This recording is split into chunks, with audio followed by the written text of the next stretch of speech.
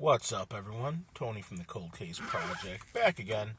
And today, what I want to run with you over is all content shared in these videos is readily available in any Google search.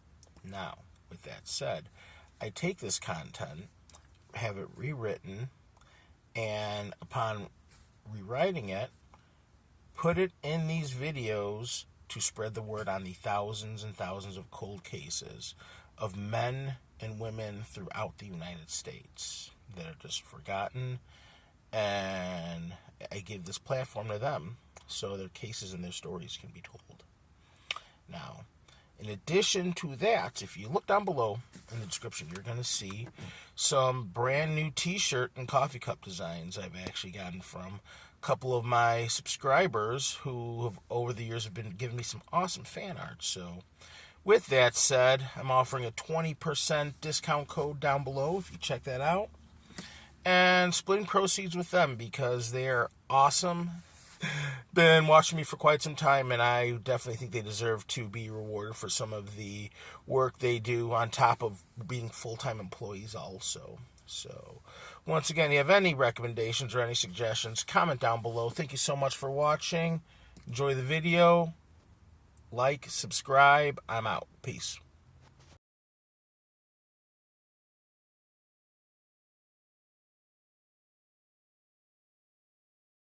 The disappearance of Dennis Martin in the Great Smoky Mountains National Park on June 14, 1969, remains one of the most haunting and perplexing missing persons cases in American history.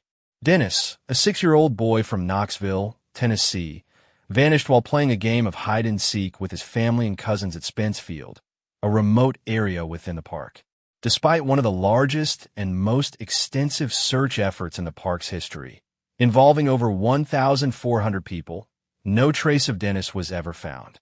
The case has sparked countless theories, from tragic accidents to kidnappings, and even wild speculations about feral people or mythical creatures like Sasquatch. Decades later, the mystery endures, leaving Dennis's family and investigators with more questions than answers.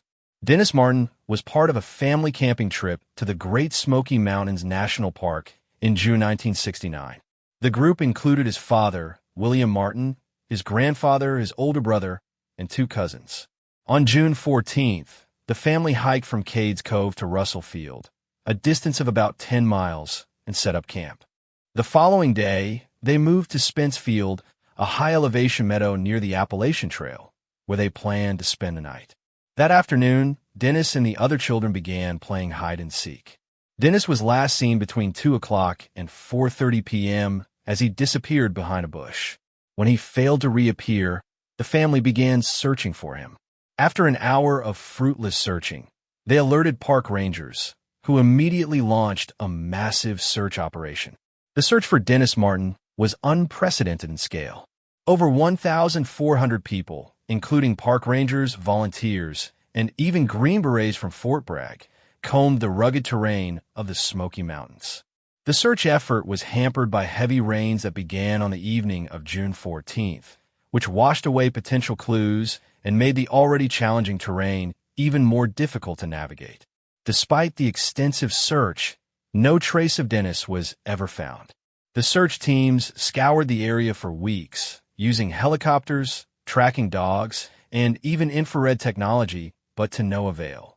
The lack of evidence led many to believe that Dennis had either become lost and succumbed to the elements or had been abducted, lost and perished in the wilderness. The most widely accepted theory is that Dennis wandered off and became lost in the dense, rugged terrain of the Smoky Mountains. The heavy rains that followed his disappearance could have washed away any traces of his presence, making it nearly impossible for searchers to find him. Some believe his body may have been swept into a crevice or covered by debris, as suggested by Chief Ranger Lee Snedden. Abduction. Another theory is that Dennis was abducted. This theory gained traction due to a sighting by Harold Key, a man who was hiking in the park with his family on the day Dennis disappeared. Key reported hearing a child scream and seeing a disheveled man walking through the forest. He also claimed to have seen the man enter a white car and drive away. While Key's account was investigated, no concrete evidence linked the sighting to Dennis's disappearance. Feral people or Sasquatch? Over the years, wild theories have emerged, suggesting that Dennis may have been taken by feral people or even a Sasquatch. These theories are largely based on local folklore and lack any credible evidence. The FBI and park officials have dismissed these claims as unfounded. Criminal involvement. In 1978, nearly a decade after Dennis's disappearance, the FBI received a tip from an incarcerated individual who claimed to have met a man in prison who confessed to kidnapping Dennis and selling him to another person. The FBI investigated the lead, but the suspect denied the allegations, and no evidence was found to support the claim. The case remains unresolved. The FBI became involved in the case due to the possibility of a kidnapping, as the Great Smoky Mountains National Park is federal land. However, the FBI's role was limited, as they required evidence of a federal crime to launch a full investigation. Despite the lack of evidence, the FBI conducted interviews and followed up on leads, including the tip from an incarcerated individual in 1978. The FBI's files on the case, which were released decades later, reveal that Dennis's father, William Martin, was deeply frustrated by the lack of progress in the investigation. He believed the FBI was withholding information and repeatedly urged them to pursue leads, including tips from psychics and clairvoyants. The FBI, however, maintained that there was no evidence of a crime and that Dennis had likely perished in the wilderness. One of the most intriguing aspects of the case is the sighting by Harold Key. Key reported hearing a child scream and seeing a disheveled man in the forest on the day Dennis disappeared. He also claimed to have seen the man enter a white car and drive away. While the FBI and park officials investigated the sighting, they concluded that the distance between Spence Field and the location of Key's sighting made it unlikely that the two events were connected.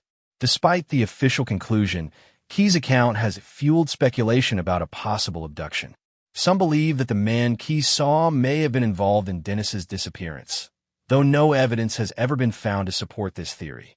In 1985, a ginseng hunter came forward with a chilling claim. He reported seeing what he believed to be the skeletal remains of a child in Tremont's Big Hollow, an area not far from Spence Field. The hunter stated that he had seen the bones years earlier, but had not come forward sooner because he feared he would be blamed for Dennis's death. Law enforcement searched the area, but found nothing. The disappearance of Dennis Martin remains one of the most enduring mysteries in the history of the Great Smoky Mountains National Park. Despite decades of speculation and investigation, no definitive answers have been found. The case has left a lasting impact on Dennis's family, who have never given up hope of finding answers. The release of the FBI's files in recent years has shed some light on the investigation, but many questions remain unanswered. The files reveal that the FBI considered the possibility of kidnapping, but ultimately concluded that Dennis had likely perished in the wilderness. The case serves as a reminder of the dangers of the wilderness and the importance of vigilance when exploring remote areas. The disappearance of Dennis Martin is a tragic and unsolved mystery that continues to captivate and haunt those who hear about it. Whether Dennis became lost and succumbed to the elements or was the victim of foul play, the truth remains elusive.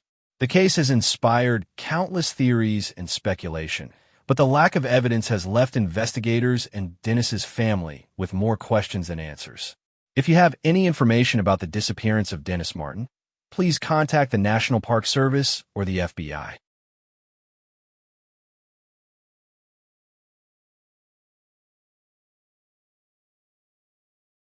The story of Bethany Marcowski's disappearance is one that continues to haunt the small town of Jackson, Tennessee, and the people who knew her.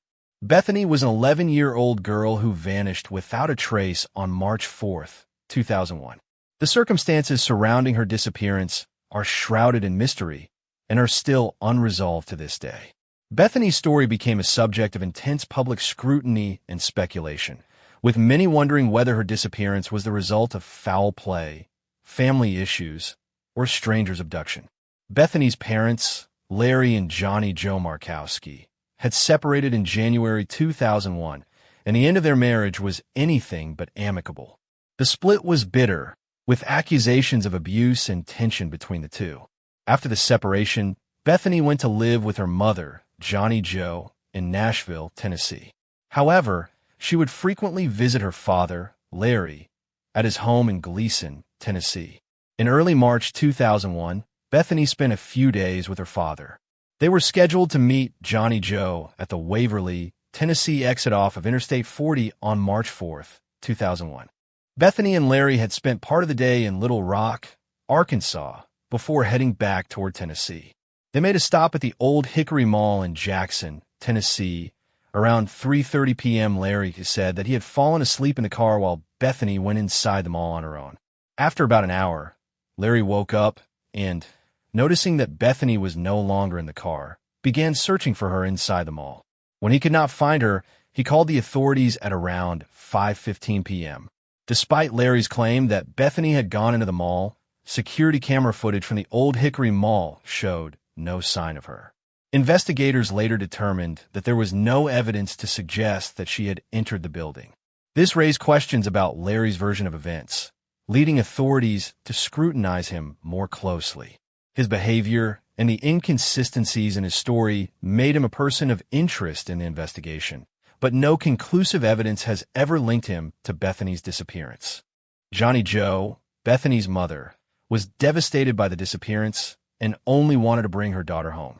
She and her family worked tirelessly to find any clue that could lead to Bethany.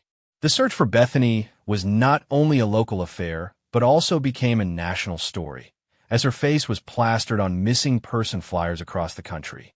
However, in the midst of all this, there were a few odd details that emerged which complicated the investigation. Witnesses reported seeing Bethany in the company of an unidentified woman shortly after her disappearance.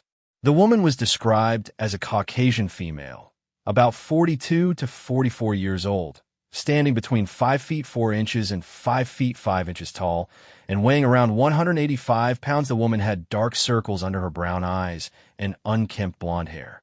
Her appearance suggested that she may have been suffering from a hangover, and she appeared to be in a disheveled state, as if she hadn't bathed in a while.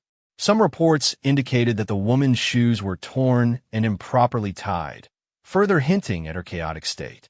Authorities were able to track the woman's movements after witnesses claimed she had tried to enroll Bethany in a southeastern Tennessee school in April 2001, about a month after Bethany was reported missing. The woman was later seen boarding a bus with Bethany, and investigators speculated that the pair may have traveled to Moline, Illinois. However, the woman's identity remained a mystery, and it was unclear whether she had been involved in Bethany's disappearance or if she was merely a passerby who happened to be with Bethany at a crucial moment. Throughout the investigation, law enforcement did not rule out either of Bethany's parents as potential suspects. The possibility of a stranger abduction was also considered, but without any solid leads, the case remained unsolved. There were moments when the case seemed to go cold, and the lack of substantial progress caused frustration and doubt among those closest to Bethany, particularly her mother, Johnny Jo. In the days following Bethany's disappearance, tensions were high, and many people close to the case struggled to cope with the uncertainty. Johnny Jo, in particular, was emotionally drained by the entire situation, as she fought to keep hope alive while also facing the harsh reality that the authorities were having trouble making progress. Her sister, Lori, was another key figure in the search for Bethany. Together, they worked tirelessly to bring attention to the case, distributing flyers, organizing searches, and speaking with law enforcement. One of the more striking aspects of the investigation was the way the media covered the case.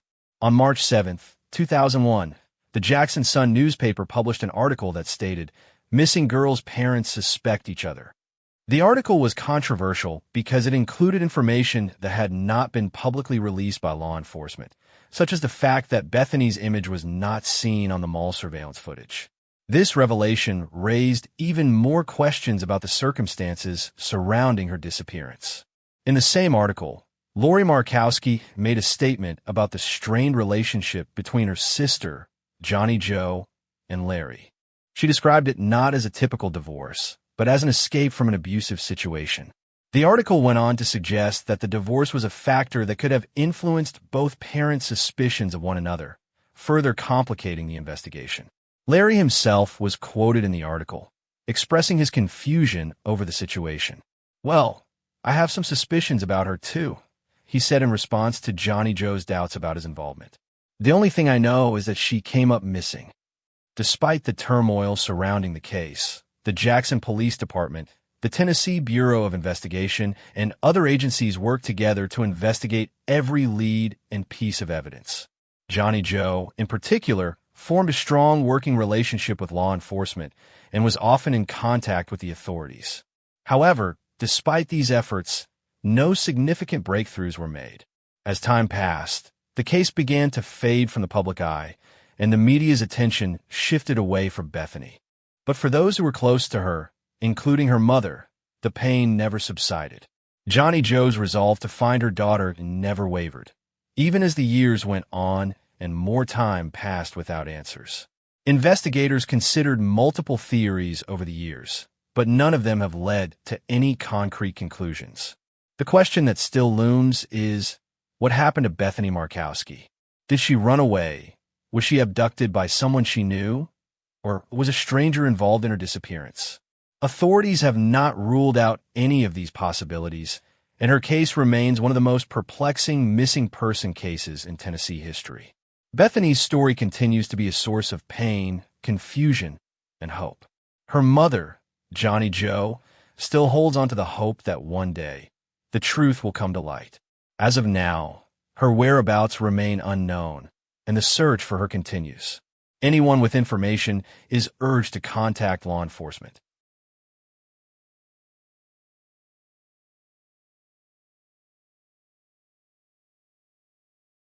Shelley Mook was last seen between 3:30 and 4 p.m. on February 28, 2011, after she dropped her 6-year-old daughter Lily off at her ex-husband's home on Old Nashville Dirt Road in Shelbyville, Tennessee.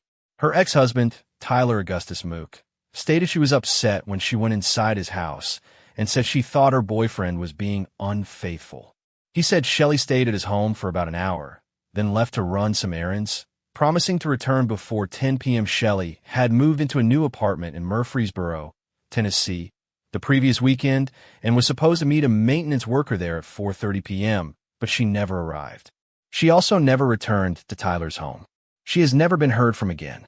At 12:30 a.m. on March 1st, her car, a white 2006 Pontiac Grand Prix with a Tennessee license plate number 814WXN, was found abandoned and burned in an empty farm field off US 41A, southeast of Murfreesboro.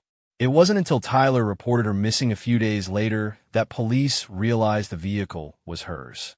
Authorities determined it had been set on fire intentionally. The blaze destroyed whatever clues might have been there. Shelley is a graduate of General McLean High School and Middle Tennessee State University and worked as an 8th grade reading teacher at Harris Middle School at the time of her disappearance. She had the day off work on March 1st, which is part of the reason no one immediately realized she was missing. She and Tyler, who had divorced in 2009, had a troubled relationship. He was charged after he allegedly tried to run her vehicle off the road. He was also suspected of vandalizing her home twice, although no charges were filed in those incidents. Tyler moved out of his home shortly after Shelley's disappearance, the same day investigators searched it. Police said he had been somewhat cooperative with the investigation, but he didn't participate in the search for her. After Shelley's disappearance, her parents got into a custody battle with Tyler over the couple's daughter. Witnesses testified that Tyler used and sold illicit drugs and was violent, and that he verbally and physically abused Shelley. In a court deposition for the custody case, Tyler refused to answer most questions about the day of Shelley's disappearance, invoking his Fifth Amendment right against self-incrimination approximately 150 times. A specialist in forensic interviews with children asked Lily about the day Shelley disappeared. Lily said she and Shelley went to Tyler's home, and she stayed in the car while her mother went to the door. Lily stated that later, she was taken to her bedroom with the door closed and told not to come out. She never actually saw her mother inside her father's house. Shelley's relatives were eventually given custody of Lily, as the court thought Tyler was an unfit parent due to his drug activity and history of domestic violence. Tyler's family appealed this decision but lost. Tyler moved to Florida after Shelley's disappearance. In October 2014, he attacked his girlfriend on his speedboat, threw her into the water, and tried to hold her under. 2 other boaters passing by came to the woman's rescue, and Tyler fled the scene. When the girlfriend reported the incident, he was arrested and charged first with battery and then with attempted murder. At his trial, his defense argued he had simply lost his temper and had not intended to kill his girlfriend. He was convicted of second-degree attempted murder and sentenced to 12 years in prison. He remains a person of interest in Shelley's case. Foul play is suspected in Shelley's disappearance. It's uncharacteristic of her to leave without warning, and her loved ones said she would have never abandoned her daughter. Her case remains unsolved. Authorities continue to search for answers. The Tennessee Bureau of Investigation has followed countless leads, interviewed witnesses, and analyzed evidence, but Shelley remains missing. Without her remains or concrete evidence, no one has been officially charged in her disappearance. However, Tyler's pattern of violent behavior and the suspicious circumstances surrounding her last known moments continue to cast a shadow over him. In the aftermath of Shelley's disappearance, her mother, Deborah Mook, became a fierce advocate for justice. She tirelessly worked to keep Shelley's case in the public eye, participating in vigils, media interviews, and awareness campaigns. Her hope was to ensure that no one would forget Shelley's story and to bring pressure on anyone withholding information to come forward. The burned-out shell of Shelley's car remains a haunting symbol of the case. Investigators determined that the fire had been intentionally set using an accelerant, indicating an effort to destroy evidence. Despite this, forensic specialists continued their analysis, hoping to extract any remaining trace of evidence. Lily, who was just 6 years old when her mother vanished, has since grown up under the care of her maternal relatives. While she remains shielded from much of the public scrutiny, her family has said that they ensure she knows how much her mother loved her. The case also brought attention to the challenges that domestic violence survivors face in the legal system. Shelley's experiences, from allegations of abuse to legal battles for custody, reflect a system that often leaves victims vulnerable. Advocacy groups have since cited Shelley's case as an example of why greater protections and more effective responses to domestic violence are critical. While the years have passed without answers, Shelley's loved ones remain steadfast in their pursuit of justice. They hold on to the belief that one day, the truth will be revealed and those responsible will be held accountable.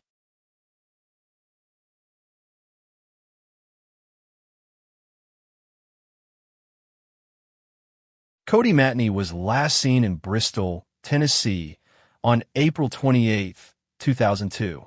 He was outside Confetti Sports Bar, located in the 3200 block of West State Street, a place not far from exit 74B along Interstate 81. It was a routine evening for the 28-year-old, who was known to frequent the area. What happened next, however, would spark a mystery that remains unsolved to this day. According to witnesses, Matney made a call from the bar's payphone, which was a common practice at the time. After finishing the call, he returned to his 1991 Ford Ranger truck, where he sat in the parking lot. It was reported that he was speaking to someone in another truck, an unidentified person who had parked nearby. No one knows for certain what was said during that conversation, and it was the last time anyone saw Matney alive. After that night, he simply vanished without a trace. 5 days later, Matney's truck was discovered abandoned in the parking lot of Confetti Sports Bar. There were no signs of struggle, and nothing appeared to have been taken from the vehicle. His checkbook was found sitting on the dashboard, which seemed odd, but there were no other clues or evidence to suggest what had happened to him. The truck's presence in the parking lot indicated that Matney had not returned to retrieve it, and yet no one knew where he had gone. In the weeks following his disappearance, investigators were able to trace several phone calls Matney made around the time of his vanishing. They learned that he had used his calling card to make 8 phone calls in the days leading up to his disappearance, but most of the numbers he called have been lost to time or are no longer available for investigation. There was little information to work with, leaving authorities with more questions than answers. One of the more puzzling aspects of the case was the lack of any financial activity after Matney's disappearance. His bank account has remained inactive since April 2002, further suggesting that he did not willingly disappear or leave to start a new life. The absence of any attempts to access his finances left the authorities to wonder whether he had been abducted, left on his own accord, or met with foul play. Authorities believe that Matney may have left the bar with an acquaintance, but the identity of this person remains a mystery. If Matney did leave with someone, what happened after that conversation in the parking lot? Why was there no attempt to contact his family, and why did his truck remain behind? Was he a victim of an abduction, or had something more sinister taken place? As the investigation continues, there are many unanswered questions. Did Matney simply leave his truck and disappear on his own, or did something happen to him while he was talking to that unknown person in the parking lot? While law enforcement remains vigilant, the lack of concrete leads has made it difficult to make any progress in the case. If you have any information about the disappearance of Cody Matney, please contact local authorities. His case remains unsolved.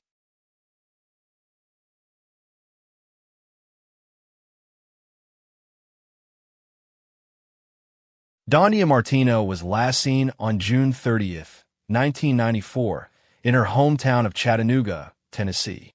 She lived on Cusquilla Trail, a quiet residential street that seemed to hold no indication of the dark mystery that would soon unfold. That evening, Dondia spoke to her sister-in-law on the phone, mentioning she was preparing to leave the house but would call back upon her return. That call never came, and Dondia has never been heard from again. At first, her family didn't think much of her disappearance. They figured she had simply gone out, perhaps for some time to herself, or that something had kept her from returning home in a timely manner. But when she failed to show up for a birthday party the following day, concern quickly grew into alarm. Her loved ones attempted to reach her, but all their efforts went unanswered. It wasn't until they contacted her husband, who had been home the night before, that the unsettling truth began to take shape. Her husband reported that around 11 p.m. the previous night, he had left to run an errand to the store. When he returned home, Dondia was gone. He claimed she had been drinking that evening and suggested that perhaps her drinking might have contributed to her disappearance. However, there was no indication of where she might have gone or who she might have been with. The family vehicles were still in their usual spots, further suggesting that she didn't leave voluntarily or under any normal circumstances. The realization that something was terribly wrong began to sink in. Her belongings, including her clothes, personal items, and most strikingly, her 3 young children, were still at the house. Yet, Dondia herself had vanished. As the hours turned into days, her family feared the worst. Despite her husband's claims that she had simply walked away or left under her own accord, something didn't add up. On July 3rd, 3 days after Dondia was last seen, her husband finally reported her as missing. As the investigation into Dondia's disappearance unfolded, it became clear that foul play was likely involved.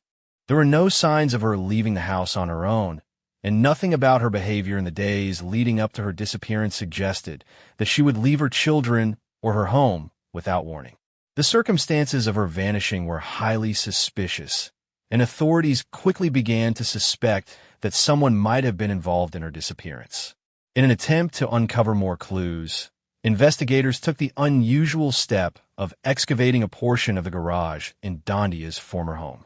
The search took place in October 2006, more than a decade after her disappearance, as they hoped to find her remains or any evidence that could shed light on what had happened. But despite their efforts, nothing of significance was recovered from the excavation. This setback only deepened the mystery surrounding her case. To this day, Dondia Martino's disappearance remains unsolved. If you have any information regarding the disappearance of Dondia Martino, please contact authorities.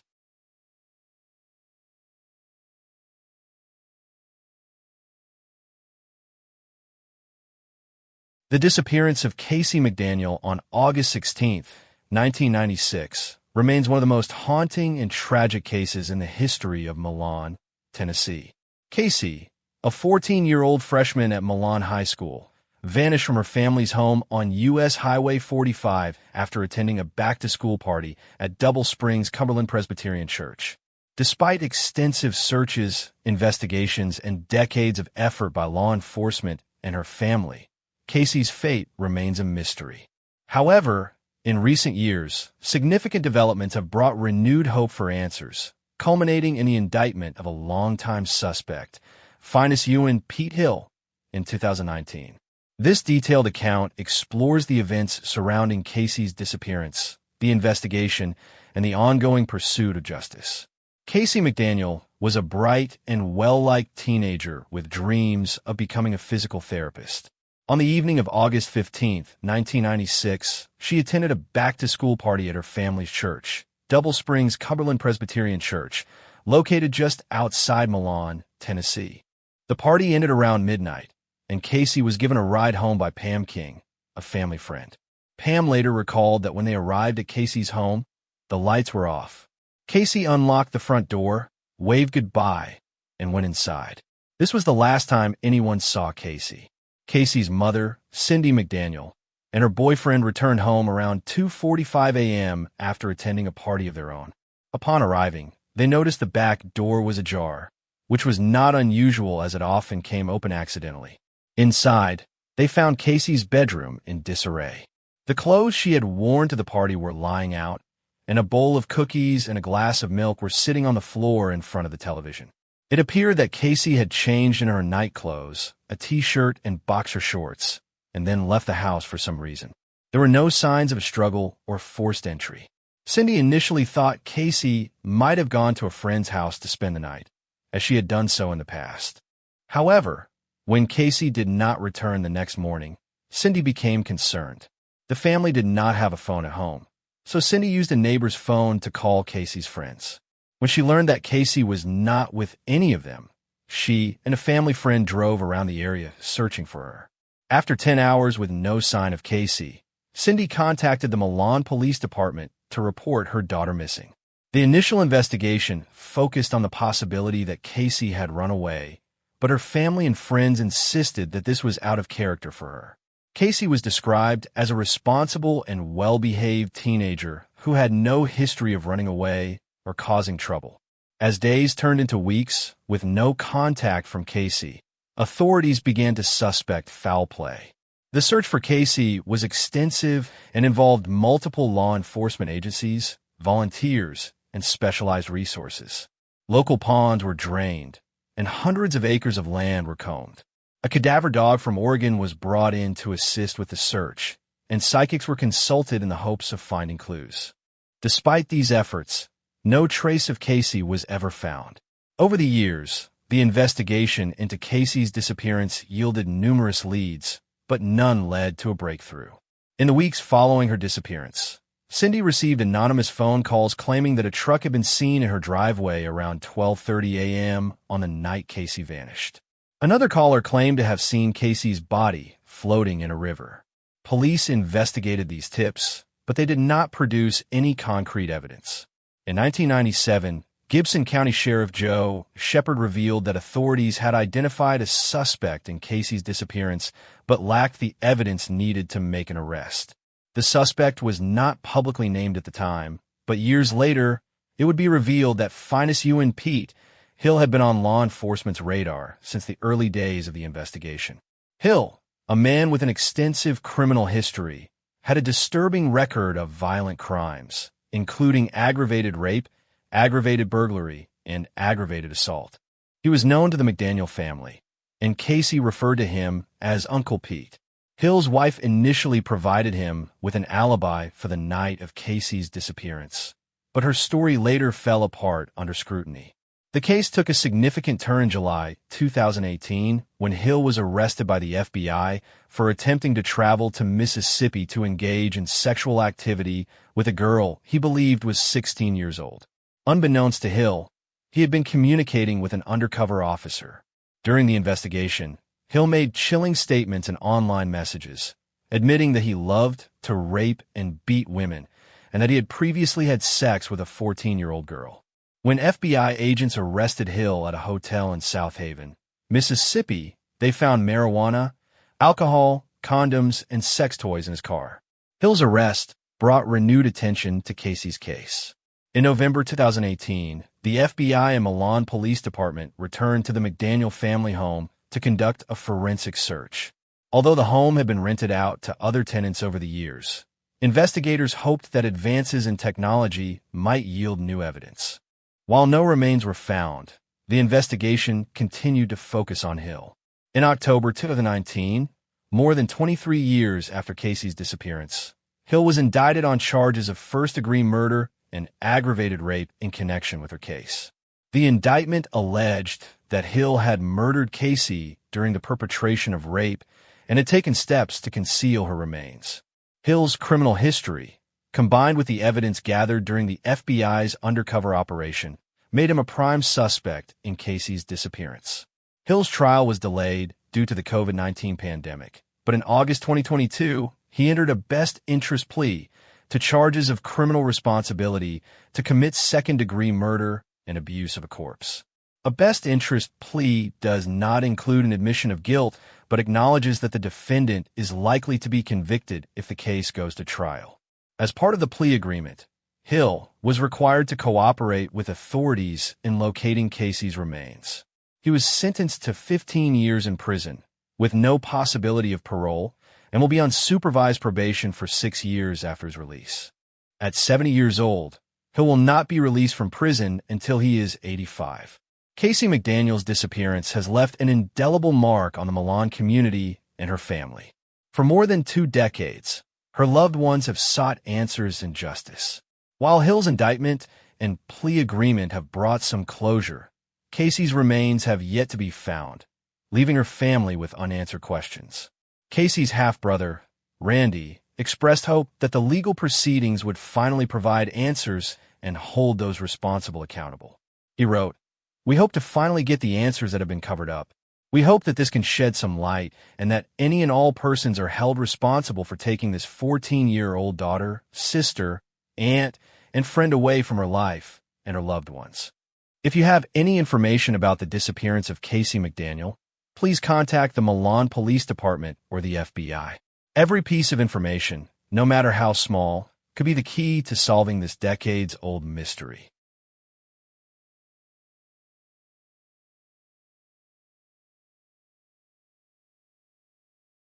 Thelma Melton was hiking on Deep Creek Trail in the Great Smoky Mountains National Park with 2 friends on September 25, 1981.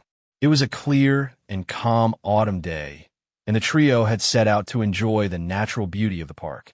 Thelma, affectionately known as Polly by her friends, was familiar with the trail, having walked it many times before. She had spent countless summers at the nearby Deep Creek campground with her husband, Bob Melton. On that particular day, however, a leisurely outing took a sudden and inexplicable turn. At around 4 p.m., Thelma unexpectedly picked up her pace, walking ahead of her companions. She crested a small hill and disappeared from their view. Her friends assumed she would be waiting for them just ahead, but when they reached the top of the hill, there was no sign of her. They called out her name, but the only response was the gentle rustling of the trees. Thinking she may have returned to the campground, they continued on the trail, expecting to find her there. But when they arrived at the site around 4:30 p.m., Thelma was nowhere to be seen. Bob, who had stayed behind at the trailer that day, was puzzled to learn that his wife had not returned. Concern quickly turned to alarm, and by 6 p.m., Thelma was reported missing to a park ranger. A search was immediately initiated. The Great Smoky Mountains National Park is a vast expanse of rugged terrain, and the dense foliage posed significant challenges for searchers. Despite deploying dogs, helicopters, and ground teams, no trace of Thelma was ever found. The lack of evidence puzzled authorities. There are no footprints leading off the trail, no signs of struggle, and none of her belongings were found. Thelma had been carrying only her cigarettes at the time, with no identification, money, or supplies. Investigators considered the possibility of a medical event. Thelma had suffered from high blood pressure and had a history of minor heart issues, leading some to speculate that she may have experienced a sudden health emergency. However, without a body or any evidence to support this theory, it remained purely speculative. Adding to the mystery were the circumstances leading up to her disappearance. Just hours before the hike, Thelma had opted not to attend her regular volunteer shift at the Bryson City Presbyterian Nutrition Center, where she served meals to seniors. Skipping her duties was highly unusual for her, raising questions about whether she had been feeling unwell or troubled. Additionally, it was later revealed that Bob's prescription bottle of Valium, a medication Thelma had occasionally used in the past, was missing. While there was no confirmation that Thelma had taken the pills with her, the possibility lingered. There were also whispers of emotional turmoil. Friends described Thelma as generally happy and well-adjusted, but she had recently been grieving the death of her mother. Her pastor later speculated that Thelma might have been struggling emotionally. Some even suggested the possibility of foul play, though no evidence was found to support this notion. A few months after Thelma's disappearance, an unsettling lead emerged. A check bearing her name was cashed in Birmingham, Alabama. Despite the efforts of investigators, the person who cashed the check was never identified. The possibility that Thelma had disappeared voluntarily was briefly considered, but those who knew her best strongly rejected this theory. She had no history of erratic behavior and had shown no signs of planning to leave her life behind. Years have passed, but the questions surrounding Thelma Melton's disappearance remain unanswered. Bob Melton has since passed away, never knowing what happened to his wife. The lack of closure has weighed heavily on Thelma's family and friends. Deep Creek Trail continues to attract hikers and nature enthusiasts, but the shadow of Thelma's vanishing lingers. Anyone with information regarding Thelma Melton's case is urged to contact the National Park Service.